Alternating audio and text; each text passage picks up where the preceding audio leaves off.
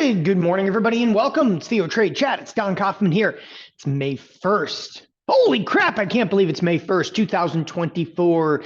It's a Wednesday. It is a, excuse me, it is a Fed day, but there is a hell of a lot more going on than just the Fed today. Obviously, in some overnight trade, things got a little bit, they got a little bit crazy. Let's not get crazy, but in fact, the marketplace did get a little bit crazy in an overnight trade. We were down some 30 handles. That's one of the times I woke up. I actually woke up for the absolute lows over there. It's a gift I have. Anyway, SPOOs are down just 8 handles right now. You know, I'm a little bit surprised that the volume is not higher because it really felt like it was coming apart at the seams in early trade. And I'm going to tell you right now, say what you will about today's trading session. And, I can see that the bonds are a little bit bid over here, but I have to tell you, this could be a very significant session. And it has not that much to do with the Fed and everything to do with some of the earnings that are starting to come out. They're not good. There's a lot of warnings, a lot of significant warnings that should cause a little bit of a degree of panic in this marketplace. With that being said, I'll explain more after the cash open. Look, we're going to open, and we're going to open in a very critical spot for the SPX. Okay. We're also going to talk about yesterday's close. We're going to open in a critical spot for the SPX because for the most part, we're real close to driving into the lower edge of expected move. In fact, I'm going to go ahead and just say this. We are in there. If you open these S&Ps down 8, you're actually within the realm of the lower edge of an expected move. So I think that everybody needs to assume at the cash open, and this is the most important thing I could probably tell you in the pre-market. In the next minute and 50 seconds, look for the marketplace to actually progress a little bit lower right at the bell. So it could progress a little bit lower right now, but look for the marketplace to turn down, okay, right into the open and come right back in this neighborhood here, because that neighborhood here would be the lower edge of the expected move. So there might be a few points we can grab on that. But again, when you're looking for a bid in a marketplace, you kind of forget where you are. You should know exactly where you are. You're just a hair north of the lower edge of the expected move. And it's my belief that we're probably already trapped on it. Bonds are bid this morning.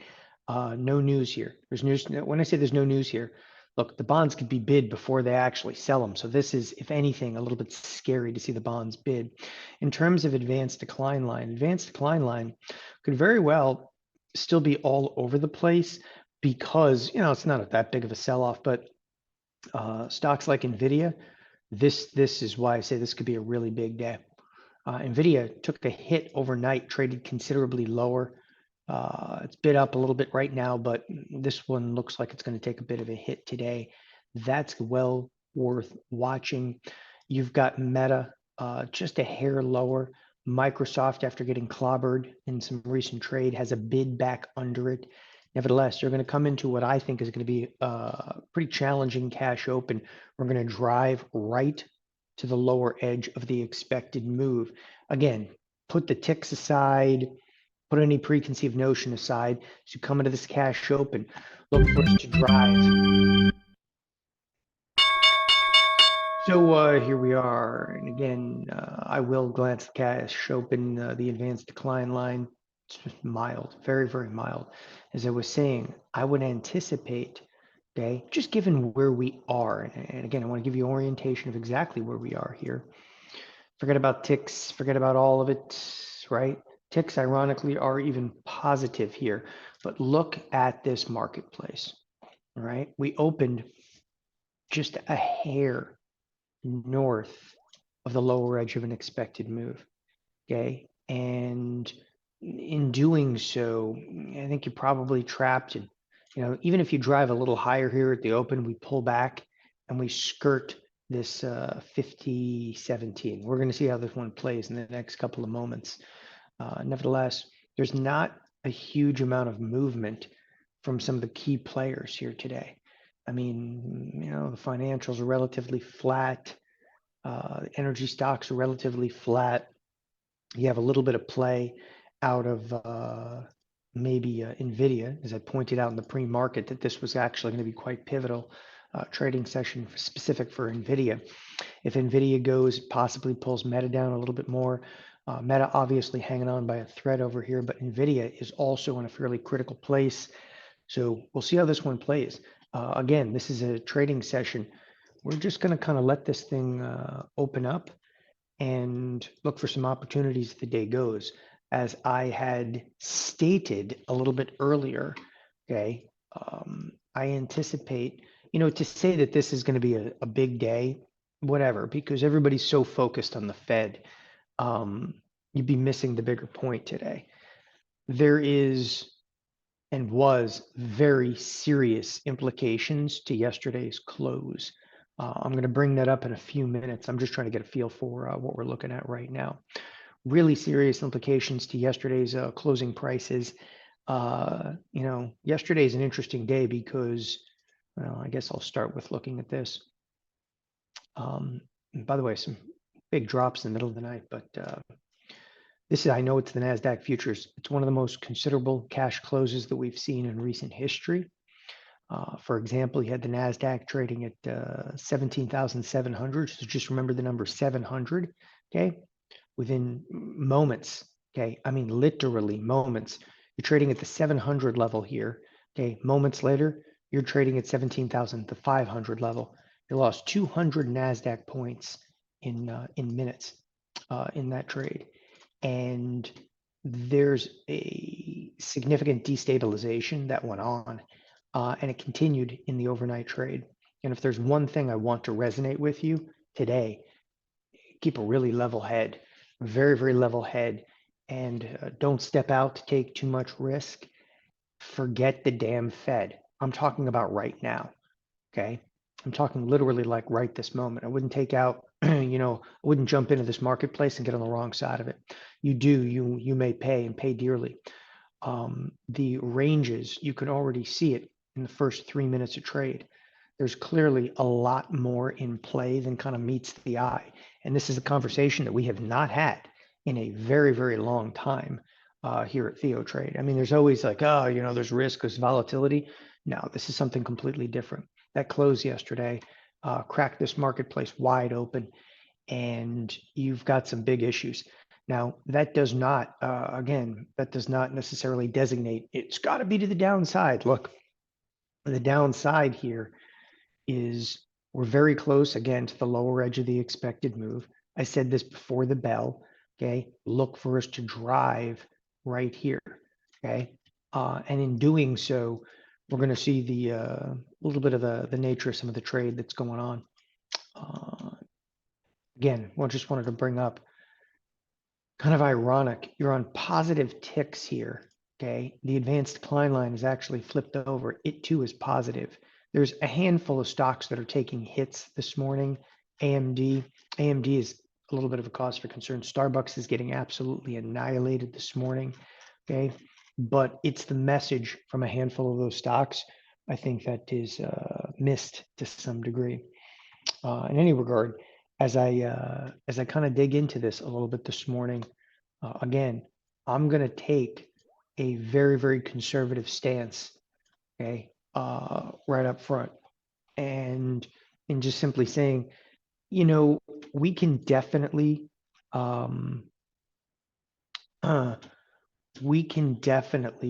take some shots on an intraday basis here, okay? But the bigger concern right now is mitigating any existing risk that you might have. So for those of you that are listening to this right now, and by the way, yeah, I'm watching the bonds because they look like they're going to sell right back off. For those of you listening to this right now, if you have risk on that you're not comfortable with, that could be the upside, that could be the downside. I don't care, whatever you take away from that. You got risk on right now. You better make sure you're comfortable with it, because we look like we're about to go into some really, really big moves. And I'm basing this on a number of factors, but there's a couple that are pretty critical. The first one being, if we take a look at, again, the SPX, okay? In the SPX, the expected move this week is 82, and I picked up on something really interesting between last night and this morning. So The expected move for the entire week is roughly plus or minus 82 bucks. I think everybody recognizes that. I've only mentioned it pretty much ad nauseum over the last 2 to 3 trading sessions. But what is interesting is the overnight, the daily expected move. This daily expected move is, this is literally for today, was 42, was it 63? 42.63. And what was really interesting, so that 42.63, I recorded that one last night. Again, last night I recorded 42.63 for an expected move specifically for today, which is significant unto its own. But I also noticed throughout the course of the night, that number went higher. At one point, it was all the way up to 46. Okay, if you take a quick glance right now, that number hasn't really abated. We're still at a $40 expected move. It's really a bit ominous to see that expected move. And again, even with the Fed, it doesn't matter. It should come down a little bit. It's not coming down. It's not just like, Fed risk being baked in here. There's a lot of risk being baked in here. Moreover, I also picked up on the fact that the vol futures, they are not in backwardation, okay, but they're less than 30 cents away from backwardation. So again, say whatever you want about the marketplace. It rallied, it recovered, okay. Yesterday, sell side activity, okay, put a nail in that coffin. There's no question yesterday's sell side activity confirmed exactly what we've been talking about now for the last week. That rally, okay, shouldn't be trusted. And we absolutely got slammed. Right now, where we're trading, literally here, this 50-50 inside of the S&Ps, big critical inflection point. Okay, any lower from here, volatility futures are going to invert, and we're going to get all kinds of crazy in this marketplace. Again, there's one thing you'll always hear me say about volatility. If you try to handicap what's right in front of you, you've already lost. Okay, do not dilute yourself to thinking that you're going to get a feel for this. The only thing I can tell you about right now is we should drive into the highest probability, and that is the lower edge of the expected move. That's the only thing I can tell you right now. Don't dilute yourself, though, to knowing any more, okay, than pretty much what's right in front of you. All you can do is you can look down the screen and you can start reading into it and say to yourself, yeah, oh crap, he makes a good point. This doesn't look right. I mean, I've been saying for days now, the dollar's ready to explode to the upside. Okay, the bond market, oh no, it rallied. It's still basically sitting at lows. The bonds are, like a day away from cracking through some of the lows, which is going to cause a lot of fear, a lot of loathing in this marketplace. But the big one specifically today, and the concern today, is that there's some earnings that have come out that are confirming, if you will, the worst about the consumer. Like consumer confidence numbers, clearly nobody gives a damn about the University of Michigan sentiment survey because it's wrong. We have comments out, and I can actually cite some of the comments from a number, okay, of CEOs in, well, here, you know what? I actually have them all compiled. A number of CEOs had very specific comments around their earnings. Amazon, restaurant brands, McDonald's, Starbucks, all with deep concerns about consumer behavior. It's one of the reasons we possibly sold off in the overnight trade. But there's definitely pressure that's going to be coming to this marketplace, and that's not going to go away anytime soon. So as I was saying, you got to recognize where we're at, what kind of volatility you're involved in. The answer to that question is there's a lot of volatility. You should, buckle up and be really comfortable with your delta. And again, I don't mean necessarily being bearish on here. Okay, I don't care what your delta is. You could be positive delta, you could be negative delta, but if you are long a portfolio right now, okay, you're about to hit some very serious patch of turbulence. There's no if, and, or but about it. Okay, what you've been in, all right, thus far, this may actually feel like nothing. Okay, because now we're going to start to really open up. And to me, that is exactly what I saw in yesterday's close. So for those of you, again, if you missed it, I was just discussing the Nasdaq a few minutes ago, but in yesterday's close, okay, it was an all-out blitz from 1595. Okay, within a few minutes, you were actually trading. And again, when I say a few minutes, I'm not joking. It's like 12 minutes of trade. you were trading, 40 S&P handles lower. Okay. So the first thing you need to understand is, this wasn't like a news driven event. This was actually CTAs, and it actually triggered quite the little sell side activity event. We're really close, again, really close to some of those exact same levels in some of the overnight trade here. Be careful precisely where we are right now, as what you're likely to see today. Well, this is, proof is right in front of you. What you're likely to see today is very fast, what we would call, I would term like disconnected trade, huge 1 minute bars, which you're already starting to see kind of break through. This is all before I even get to the discussion of Fed. Fed right now, in my opinion, is on the back burner. They're definitely a catalyst for trade, but I'm telling you, and you should listen to this, we are not going to hold up until Fed. Like, the volatility is coming, and it's coming even before Fed. Like, things can die down a little bit, but you can see that volatility. It's just going to start bleeding through. And again, have a little bit of concern for what this market might look like even before the Fed announcement. Regardless of what the Fed says, that volatility is going to be here and here to stay. So, yeah, there is some news coming out this morning, as Dimitri was just saying a moment ago. It's one of the next points over here. Okay, whoops, swing and a miss. So you have quite considerable numbers coming out. You have PMI manufacturing final. That one's not the big one. The jolts are actually at 7 a.m. So I'll set my little alarm over here, sir, for 6:59. Okay, the big news this morning. Okay, the big news this morning is going to be JOLTS, ISM, and construction spending. Okay, PMI manufacturing, it's pretty nominal. That's coming out in 2 minutes. At 7 a.m., if you have positions on, yeah, it's gonna get real out there. It's gonna get real in a hurry. Again, gotta keep good eyes on volatility in this market throughout the course of the day. And I'm not necessarily just referencing, like VIX. These vol futures are real close. So again, this morning, there's not a lot that you want to like do or force in here. We're going to look at some earnings, and I'm going to talk to you guys a little bit about what I see.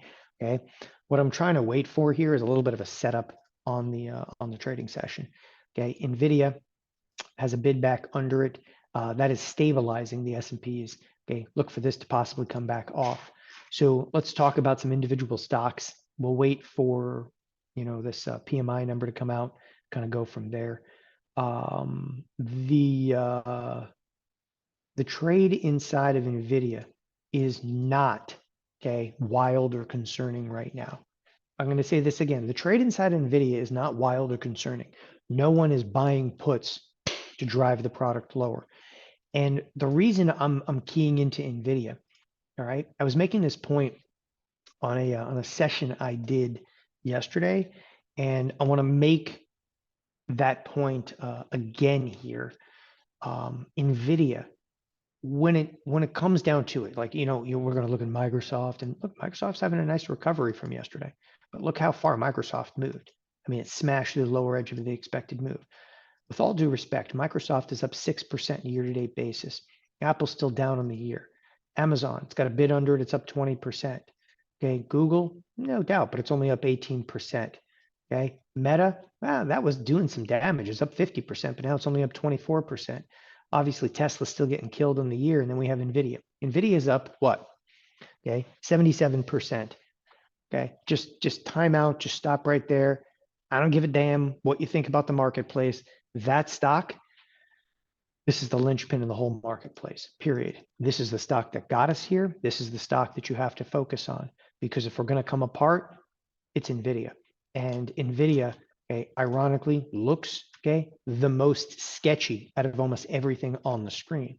You've already seen Microsoft kind of break through that 400 level. Things are starting to get crazy. Microsoft actually is out in the middle of nowhere right now. No reason to even mention Apple. Amazon, Amazon earnings, ironically, doesn't even look like earnings. It's a nothing burger of a move today. It's a nothing burger of a move. So Amazon is basically flat on the week. I did put on a bullish spread for Amazon. I thought it was a fairly good hedge. I can actually get out of the trade right now for almost what I paid for it. So if you look back, I paid 95 cents for the trade. Okay. I can exit the trade. By the way, I have a short position in Amazon too. I can exit the trade right now for 56 cents. At this point, I'm going to leave the trade on. It's still early in the day, whatever. I could actually exit and grab half my capital back, but I still have, 3 days left. I have today and obviously Thursday, Friday left on that position. So I'm going to let sit for the time being the Amazon position. Again, Google. Okay.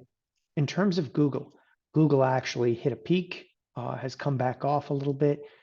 Again, I think the thing to focus on with Google this week, lower edge of the expected move. So we've already cracked it. So what the picture I'm trying to paint to you right now, you've got Microsoft, lower edge of the expected move. It's already sold off considerably. You've got Google, lower edge of the expected move. It's already sold off considerably. Okay. You've got Apple here, flat on the week. Apple could be interesting to watch. Obviously, it has earnings announcement, which is going to influence it. Okay. You've got Meta. Meta right now, lower edge of the expected move. Okay. Tesla ripped. Tesla's going to be an odd stock out for the week. Okay. And then you've got Nvidia. Nvidia is just hanging out in the middle, somewhere between, it's down on the week. This is, again, it's going to be the stock to watch. Not only am I portraying it as the most important stock in the marketplace, but I'm also portraying it on an intraday basis that it's going to be critical to the Nasdaq futures holding up on today. Now, there was also numbers from Supermicro. Okay, so Supermicro has got some numbers on it, and that move it's $107. Now, look, before you guys freak out about this, okay, before you freak out about Supermicro, oh my God, it's down $100. People, it was, and again, you can't, freak out unless you know what it was anticipated to move, right? And with all due respect, it was anticipated to move $120, $121 to be specific, on a 200 vol. It's basically right there. I mean, literally, it is right there. So not only don't you freak out over here, but when a stock is doing exactly what it's anticipated to do, what's the cause for concern? I mean, there's no question that Supermicro is going to put some pressure towards Nvidia, and Nvidia, okay, can put some pressure back into, something like Meta. But for the time being, okay, we're holding up. And again, I'd like to short Nvidia on a daily like today, but it's already down $12. I think the trade today might be inside of Meta, if there is going to be one as the day kind of progresses. I'll wait and kind of wait and see on that particular front. So with that being said, again, kind of painting a little bit of a disconnected, like broken picture for you, but that's exactly what the marketplace is throwing us right now. And when I say disconnected and broken, that's what volatility is about. Look, the whole morning, all I'm waiting for is we're just gonna kind of ebb and flow until boop, we're right here. Right here being, and again, let's get crazy. Let's get specific here.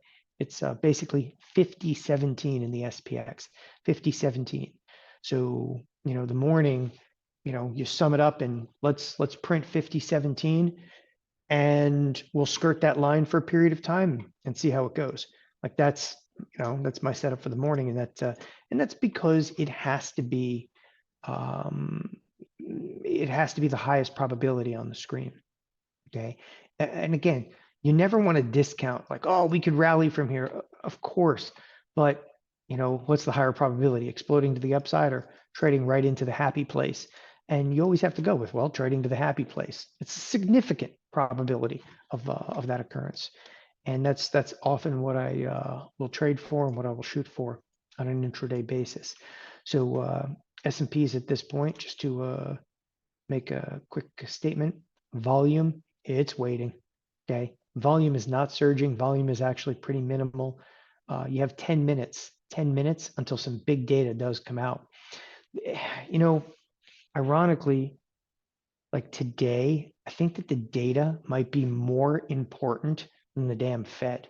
As crazy as that sounds, the Fed has got, their work cut out for them in terms of they've had 3 months of like inflation picking back up. So what do you think they're going to say?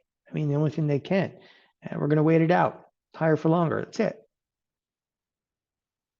I don't think there's going to be too many fireworks. If there's anything that the Fed is going to say that could be implied as bullish by the marketplace, the Fed is likely to discuss curbing, okay, their balance sheet runoff. I think they ran off the balance sheet from, correct me if I'm wrong, it was about $9 trillion, and I think they've run it off to about 7.4 trillion, somewhere in that neighborhood. So as that balance sheet kind of runs off, I think they're doing 75 billion a month right now. And again, I'm doing this purely out of memory. I think it's 75 billion a month that they're actually, that's the runoff of the balance sheet. By the way, when I say runoff, they just let it run off. You know, stuff goes to maturity. They don't re-up and roll it. So they're rolling about 75 billion a month off the balance sheet. It's a pretty good clip. I think they're going to start to taper the balance sheet runoff. And in doing so, that could be construed as bullish commentary, by the marketplace. In my personal opinion, I think that's way too freaking soon because you still have an inflation problem, and we're already talking about, curbing the balance sheet. Anyway, with that, I just wanted to bring up a couple of the stocks that have earnings as we watch S&Ps. Come on, we're going to go right to the edge of the expected move. Then the news is going to come out and it's going to be spectacular, I tell you. All right, so let's go into some of the stocks that have earnings. So here's our move. Okay, look at our train. It's coming in. I'm still not enthused. Come on. I showed up today to see a fight. This is not a fight.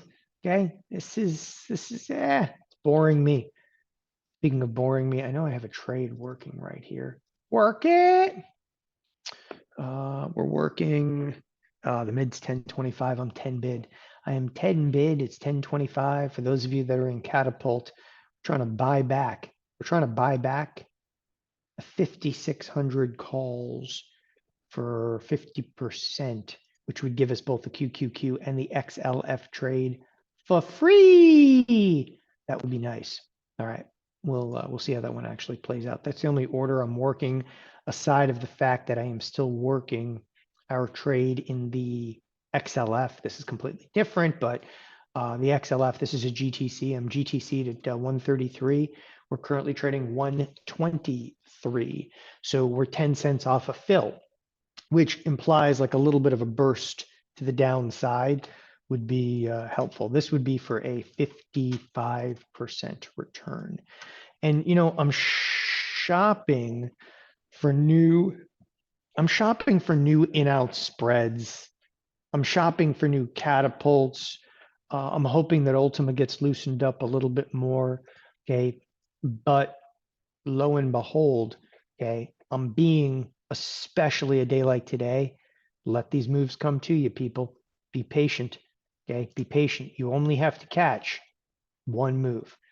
You only got to catch one move. And that's it. This marketplace could hit you as many times.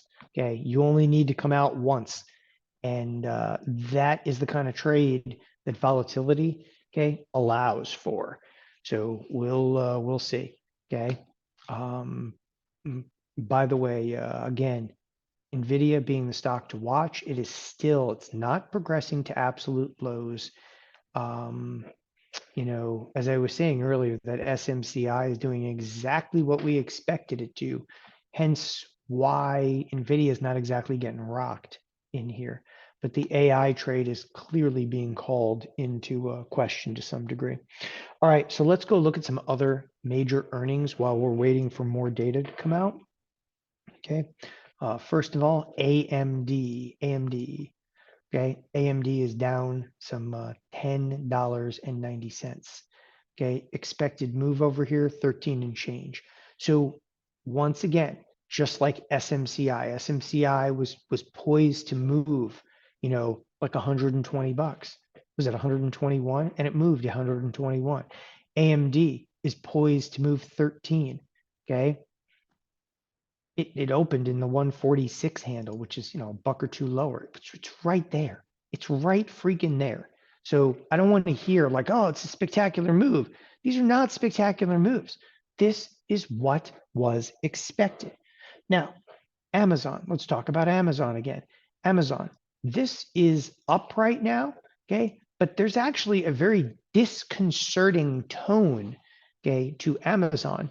And this one, again, I'll stress to you, in Amazon, the cloud business, spectacular, okay? Took their earnings to incredible levels, okay? The fact that they sell crap, the CEO and CFO both had what are very negative and very concerning comments on this particular front. Just to give you a brief synopsis of it, okay? Amazon CEO Andy Jassy said, as the results show, customers are shopping but remain cautious, trading down on price when they can, okay, and seeking out deals. All right, okay, that one's not that bad. Take a look at Starbucks for a second. Starbucks is $13 mover right now. Starbucks was only poised to move $5.50. This thing is out in the middle of nowhere, could actually see as much as a 3 sigma move. Just over a $15 move in here is 3 deviations. Okay, the Starbucks CEO, okay, in this environment, many customers are being more exacting about where and how they choose to spend their money, particularly with stimulus savings mostly spent. McDonald's CEO, okay, Mickey D's. Mickey D's actually came out the day prior, right? Mickey D's CEO, okay, 4 months into the year, I think we can say 2024 clearly isn't going to be a typical year for the broader industry. I say that because we're certainly seeing, as you heard in our upfront remarks, the macro headwinds, okay, have been far more significant than we think anticipated in the into the coming year. So there are all kinds of very disconcerting commentary coming out of a very broad spectrum of anybody that's dealing right now on the retail, okay, restaurant or consumer side. There was also another one from Restaurant Brands CEO. All of them are making very, very similar comments. And again, it was a wide spectrum. It's not just Starbucks and McDonald's but Amazon itself. And what I find a little bit interesting, okay, is that Walmart, it's down, but it's not taking a more significant hit, okay? 1 minute till the data actually comes out. And this data is going to move this marketplace.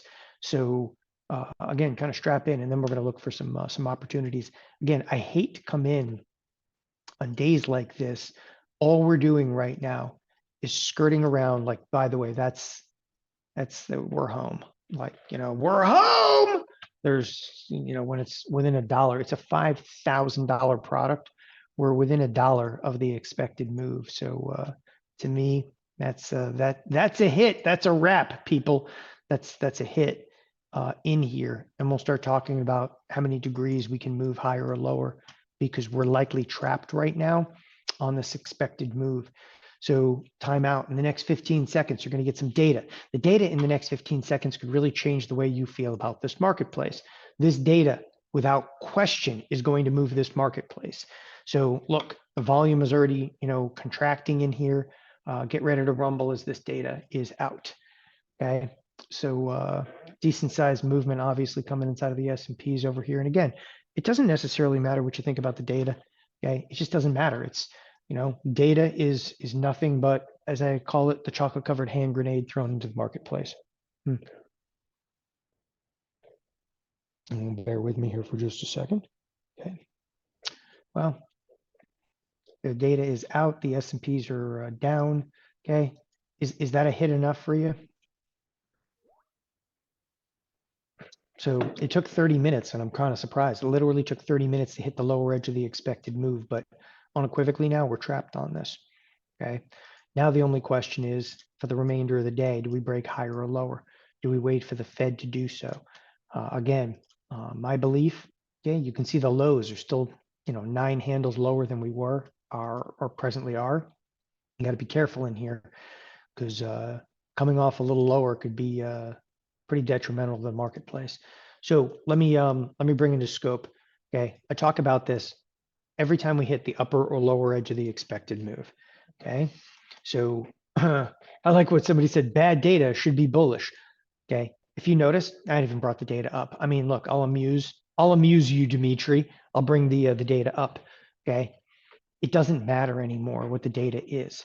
We had which should have been construed last week as horrifying data for the markets, like PCE numbers. The PCE last Friday came in hot, damn hot. I mean, to the point where you're like, uh-oh, and the market rallied. We have to stop thinking about data, okay, the way that, you logically want to. Like everybody wants the logic, like ISM numbers, not good, okay? ISM numbers, not good, okay? Jolts, I mean, not too far off what was expected over here. ISM manufacturing numbers. So that's actually prices paid. That's great. That's way up. That's totally inflationary, which is really, really bad for the market. And funny thing is, that's probably what the market paid attention to. There's inflation in this, right? So the manufacturing PMI was not good, but the prices paid is skyrocketed. So you're in an inflation trap right now, and okay, not too many ways out of that. Anyway, so as I bring this up, okay, this is the SPX, and again, I'll just kind of label it on the chart. It's the SPX, and it's, in my opinion, one of the most important things. And I'm going to tell you exactly what I'm going to wait for the next couple of days over here. So this is the SPX, okay, and that's the lower edge of expected move, and that is roughly, we'll label it 50.17. Okay, so in any given marketplace, you can have 10 or 12, okay, points where the S&Ps can fluctuate higher or lower. But in this marketplace, there's quite the degree of volatility right now, okay? As such, with this added volatility, I might put it as high as 15 points. And what I mean by that is 50.17 minus 15 points. So somewhere down here at 50.02, about 15 points lower, that becomes a pretty critical area. We break below that, it would be the equivalency of breaking off the lower edge of the expected move. On the upside, okay, yeah, if you want to, let's get crazy with it here, okay, you can round it and put it somewhere right over here at that, 50.32. In any regard, it's got to be somewhere between 12 to 15 points because, again, we're a little bit more volatile right now. So in effect, what I am saying to you is we are trapped on the lower edge of an expected move. It's kind of what I would term like the happy place for trade. So we're trapped on it, and you got to move 15 handles in either direction to get shaken off of it. The critical portion of it, okay, is on the lower side. If you start coming off the lower edge of the expected move, that's when the proverbial beep can hit the fan. If there's a bad spot to be, when the Fed comes out, it's right here. If there's a bad spot to be when the Fed announcement comes out, it's right there. And I shouldn't say that the Fed announcement's going to be nothing. Nobody gives a damn about like, oh, the Fed announcement's at 2 p.m. What they really care about is the press conference at 2:30, which I absolutely unequivocally will not listen to. I will not listen to it anymore. I'm done. Okay. I don't need to hear the crap, whatever. It doesn't make a difference to me. It doesn't. Okay. Market's going to trade. But if we start coming off lower, everyone's going to have to hedge in that dynamic because I'm going to tell you right now, we're almost at levels that we haven't been to in a long time. Okay. So if you start coming off here, look, okay, there's only been what? Hours of trading that's actually occurred down in these levels. So you start coming off from here, it's going to get serious in a hurry. So strap in because, breaking into lows, whatever. Okay. It's neither here nor there to me. I'm not cheering a marketplace that's per se going lower. Okay. I am definitely cheering some volatility, but you're at a point right now where, look, I know people are like, well, you're at the lower edge of an expected move. You should sell some puts over here. Give it time. Give it time. You haven't seen the face of volatility yet. You think you have, you just haven't, right? And I don't care if I have to waste another, couple of days over here. Good, so be it. Okay. One thing I will be steadfast on is wait for those volatility futures to signal that all hell is breaking loose. Okay. And then when, people are slobbering on themselves, sold. That's when I'll actually step up and step in. You're 20 cents away from that getting crazy though. And look at the irony of this. You have a Fed announcement coming.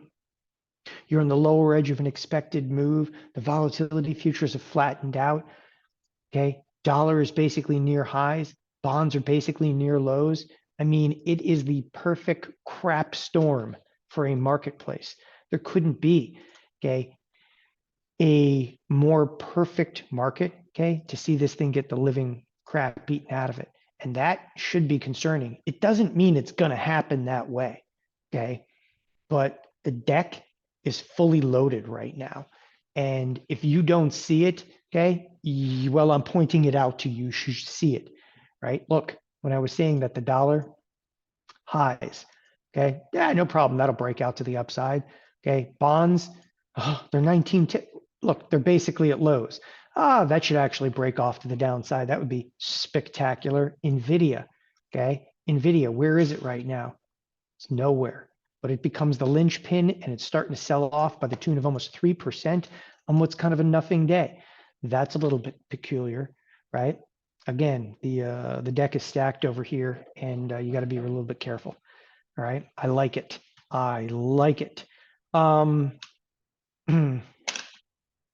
Yeah, again, expect nothing out of Jerome Powell, and that's exactly what it'll give you. I think Powell's intention is just don't rock the boat right now. Don't screw this up. I mean, man, he's got to be getting a lot of political pressure on him. You think about that. I'm not saying that he's caving to the political pressure, okay? But I will say that, and you got to remember, Jerome Powell was not the current administration's pick. Everybody keeps thinking like he's going to do exactly what they want. Okay, he's out at the end of his term. That's it. Like he's done, right? But he wasn't the current administration's pick. He was the previous administration's pick. Okay. So for those of you, if there's a favor owed, it was to the previous administration, which means he's just gonna, stick a finger in somebody's eye, but he hasn't done it. Probably because he's scared, doesn't want to end up swimming with the fishes. It's politics. That happens, right? Okay, swimming with the fishes. Nobody believes that crap, but believe it anyway. Oh, the jolts are interesting on here. Figured they would have come out a little closer. ADP, by the way, was strong this morning. So I don't believe that Jerome Powell is going to be anything but extraordinarily careful in how he presents the case today. Anyway, positioning. Okay, I went through a couple of stocks. Oh, the one stock I didn't bring up enough of is Starbucks. I mean, this thing is getting killed. It's absolutely getting killed. You got to pull up a 5-year chart to see how badly this thing is getting killed. Okay, get out of short 135 or above. It didn't make it. I got out of that short a while ago. It's not too often that I'm pissed at myself for not holding the short longer. This is one, you got me here. You got me. Okay.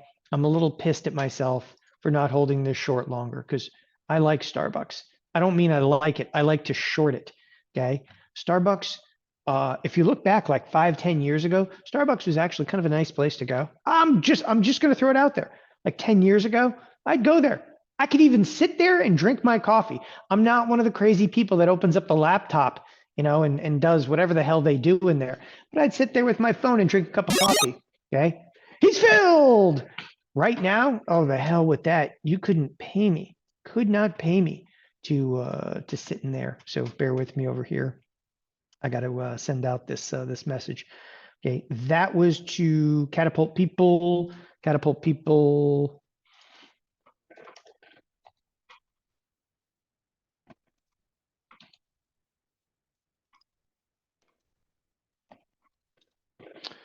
All right. So I am filled at 10 even for Catapult people. The 5,600 calls are now officially closed for 50% gain. So now I'm left with the QQQ position, which is bullish, and the XLF position, which is bullish. But they have like 79 days left. I don't care. Okay. Well, when are you going to do a bearish position? When I am good and ready. I'm not doing a bearish position right now. Okay. Does this look like when you look at like a 5-year, you know what? Let me take all the studies and everything off. Let's just go to the spiders. Okay. Does that look like a good time to want to sell puts? And I'm honestly asking objectively in here. Okay. Oh, Randy was saying, thanks for putting together the atomic hedge. Drop yesterday in 401k was all but covered. Okay. That's important. It's really important. I like it. I like it. Anybody? Okay. What do you think about this? Like, if you're kind of curious as to why I'm not doing very much right now, because I look at this and I'm trying to be as objective as I possibly can. Okay. If I'm into technical analysis, this is, the camel is going to go for a drink over here. I have no idea, but kind of looks like a camel. Okay. Anyway, by the way, we opened tons of catapults and closed tons of catapults, but don't worry about it. There'll be plenty of catapults. So in all seriousness, when you start looking at this, and again, you try to be as objective as you possibly can, okay? There's a reason I'm not rushing to sell puts right now. And the reason being is, I'm not sure that this is going to be a very orderly decline. If we actually start going for it, you could be at 450 in days, and 450 is a big friggin' drop. That's 550 S&P points. Okay, I have no problem withstanding that. Okay, but I'm not going to sell puts into it, not until I'm at least warmed up a little bit for it. And I am monitoring a number of positions. Okay, when I have bearish positions on that are going this well, okay, I just stand back and let fly. Okay, but the deeper concern is, again, if you can't handle risk of a 20-point move in the S&Ps, this is only a 0.4% move today. Okay, this could get a lot more serious in a hurry. And again, I'm taking a pretty somber tone on this one because the marketplace, again, it's just positioned perfectly to get really ugly and in a hurry. And I'm not sure that people are really ready for that. Okay. But, and again, in all fairness, I don't have clarity to what's going to happen today or tomorrow. Okay. So you have to assign a probability in here. We could still go higher before we start to get a little bit more wicked and try to descend. That is what volatility does to markets. Okay. And you have to understand that, again, and again, I said this earlier today, but don't try to handicap every single move. Okay. You really just don't want to try to handicap every single move. What you basically do in volatility is you sit back, okay, and you have to pluck just low-hanging fruit. It's not as nearly as exciting as some people like they show up and there's, markets are moving today. Come on, Don, do a trade. Markets are moving. But I show up to stuff like this and think to myself, what do you want me to do? Come on, it's a $16 move right now. Like the markets move $16. The expected move to the day is 42. So we haven't done anything yet. We're what, 1/3 of the way to what was expected. This is a, it's a pretty nominal move. You got to sit back though, and you got to let it kind of play out a little bit. What's interesting today is you actually have the tech stocks, generally speaking, higher, okay, except for Nvidia. And Nvidia is enough to weigh the whole marketplace down. Now, granted, there's some, like Supermicro does not count. And again, I want to just, quantify and clarify. Supermicro, okay, nobody gives a damn. It's moving to what was expected. It's getting a little bit more interesting now because $140 move on $121 expectations. So, but Supermicro, it doesn't matter. Okay. And when I say it doesn't matter, I'm not trying to, be facetious. It doesn't matter. It's a $42 billion company. Like no one cares. It's an afterthought. The only thing that's moving that matters right here, it's a $2 trillion company and it's down almost 4% now. Like Nvidia is starting to take a real hit. And you can see Nvidia is the reason that the Nasdaq is actually down. Sure as hell isn't Microsoft's up. Okay. Apple flat in the day. I mean, Amazon after its earnings. Okay. Nothing is offsetting what I said was the most pivotal stock in the whole marketplace. That's why I spent 10 minutes talking to you about Nvidia earlier, because it's the stock that's still up. Okay. Everything else came back considerably. Even Microsoft, it's come in considerably, right? From the 420 level down to 390, it's a big drop on a percentage basis, decent sized drop. What, not a lot of people are talking about, if you look at some of the recent highs over here to present value, okay, almost everything is in full-blown corrective territory. Microsoft's pretty close to full-blown corrective territory, okay? Not enough people are discussing that we are in the middle of somewhat of a correction in markets. It's okay, okay? Maybe it's a flash in the pan over here, but what hasn't really made that more significant, that more significant correction, okay? We started getting into corrective territory here. We bounced.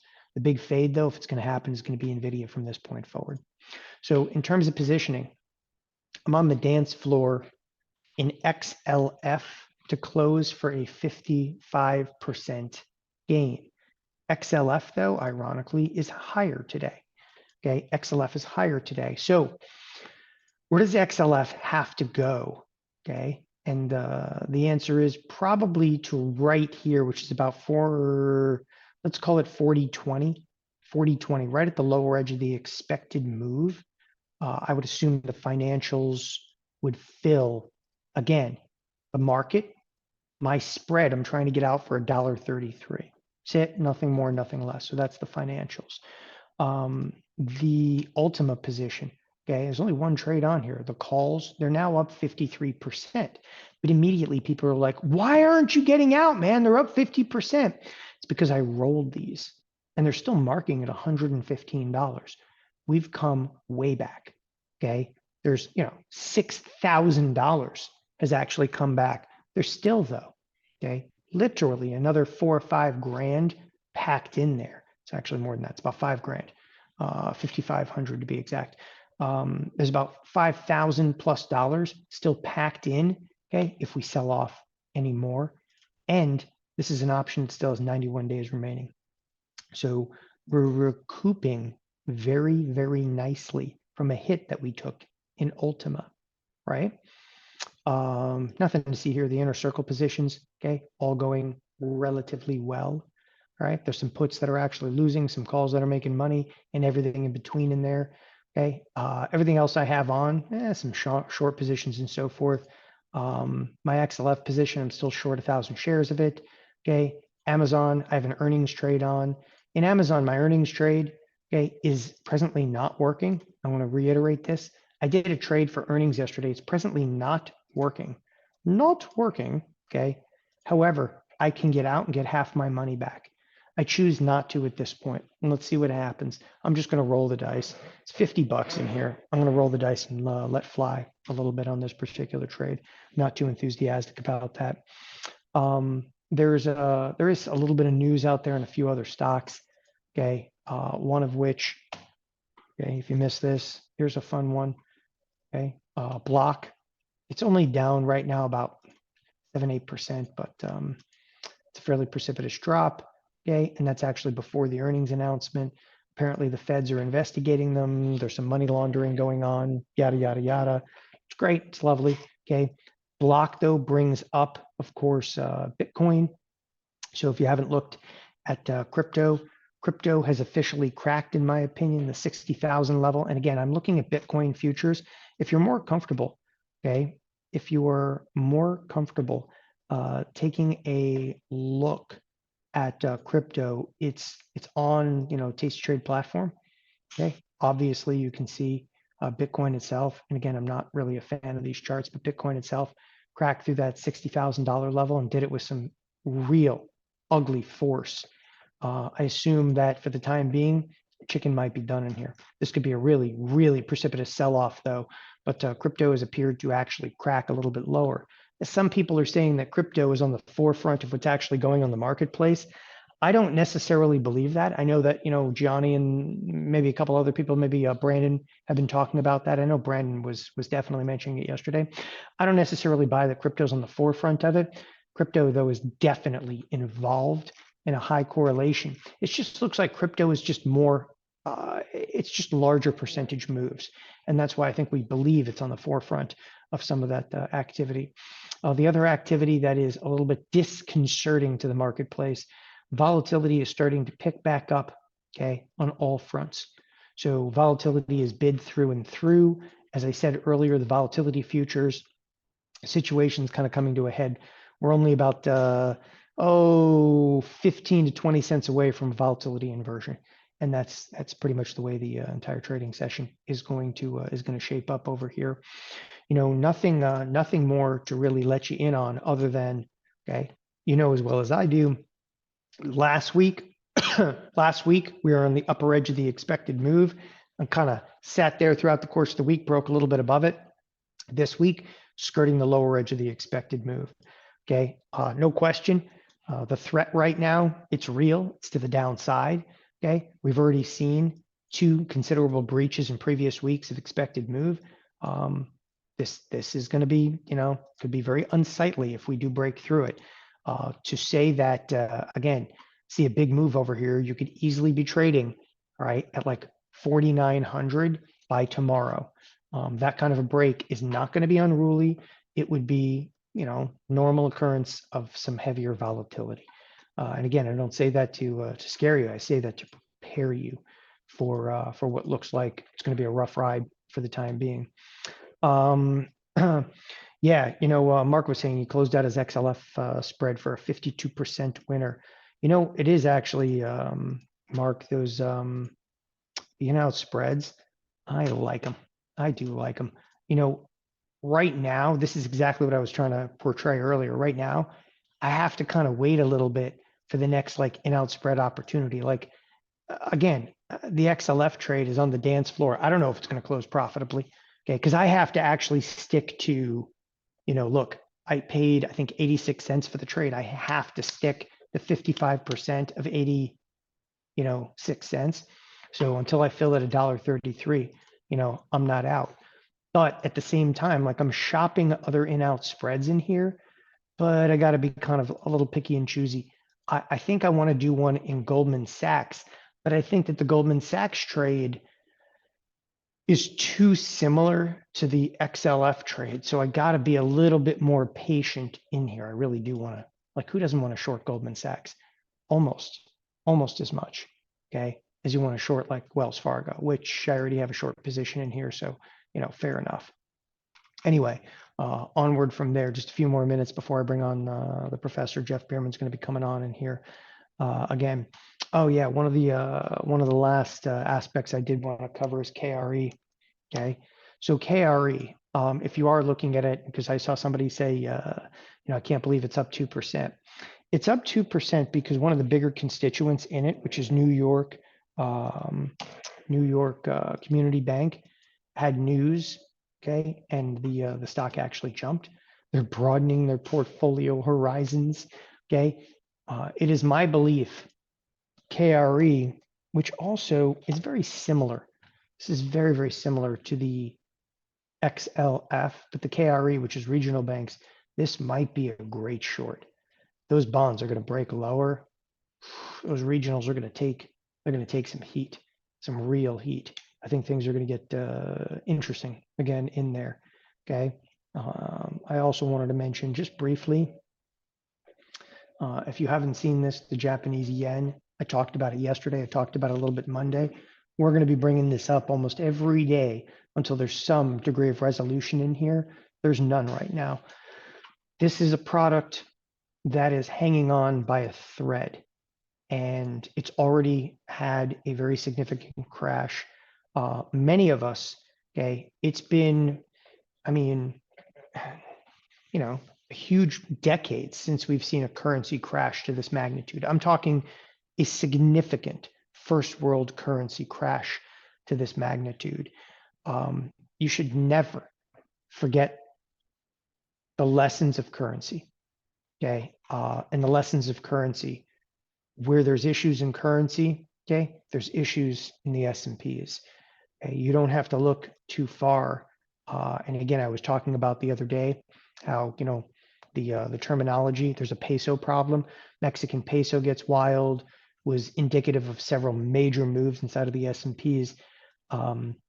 Obviously, most people would remember the crash of the Russian ruble in 1998, okay, which was not even that instrumental, except that a firm called Long-Term Capital Management had taken a massive long position in the Russian ruble, okay? Anyone long on the Japanese yen right now, it's crazy. It's crazy. I don't have a good feeling here. It's a currency that's crashed. And when currency crashes like this, there's no question the Bank of Japan is going to continue to try to support it. If you look at some of the trade in here, it's fairly volatile, okay? Their supporting efforts may not work. You could see the fall, though, of a first world currency in the next few days. So it's, you know, obviously Japan watch 2024 right now in terms of the yen. It's not a positive situation at all. In fact, if you look at the US dollar is near highs, okay? The euro, okay? One thing, if you're kind of curious how far the US dollar could go higher, okay? The easy thing is to say, maybe the euro, okay, comes back to par with the US dollar. That would be a wild move, but you don't have to look too far to see exactly that. So go back just a few years. Here's 2022. 2022, the euro absolutely tanking. Okay, we might be poised to see a repeat of, again, the euro and dollar, okay, at par with one another. That would probably indicate, though, a major break of the Japanese yen. With that, I am going to turn it over to the professor. Again, pretty mellow morning, not a huge amount going on. Okay, from before the bell, we talked about the lower edge of the expected move. See how it plays out. Again, a lot of the trade today is being driven almost exclusively by Nvidia. That's okay. We've been to this, you know, I've seen this movie before. See how it actually plays a little bit. So Jeff's coming on. I will be here the entire trading session. I am very likely to pop back in here, at least commenting in chat during the FOMC announcement. Tony Rago will be live during the FOMC announcement. If things get a little crazy, though, I have no problem hopping on a little bit. Jeff Bierman's going to be talking about getting institutionalized, mutual fund statistical bonanza. Getting institutionalized with Jeff Bierman. That topic is near and dear to his heart. With that being said, let me make sure he's good to go over here. Jeff is waiting in the wings. I'm going to bring him on here momentarily. So stay tuned. S&Ps right now just down 16 handles. Let's not get crazy. Let's not get ahead of ourselves. Okay, the volume is definitely picked up. We are still looking at, and again, some news broke, yada yada yada. Look at that. Still a $40 expected move. Okay, on the day. A lot of anticipation. Be careful that the market doesn't make the move before the Fed announcement. Keep that in mind. Stay tuned. Jeff Bierman's coming on right now.